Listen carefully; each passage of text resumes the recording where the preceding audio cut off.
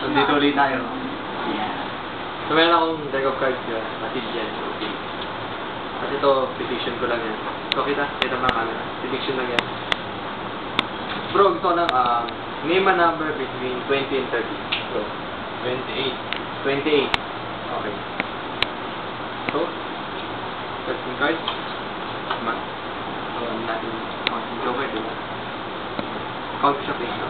1, 2, 3, 4, 5, 6, 7, 8, 9, 10, 11, 12, 13, 14, 15, 16, 17, 18, 19, 20, 21, 22, 23, 24, 25, 26, 27, 28. So, nag-end up tayo sa 28. So, pwede kang pumili ng kahit anong number, di ba? Pero pinili mo 28, then 3 of clubs yung end up. Tapos meron nga tayong prediction, di ba, dito kanina. Actually, yung prediction ko rin sa Pareha lang. Iyan. Ayos ba? Ganyan. Iyan.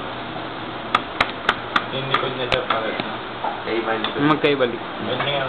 Mamaya umiiri na sila sa awat. Reaction. Close up.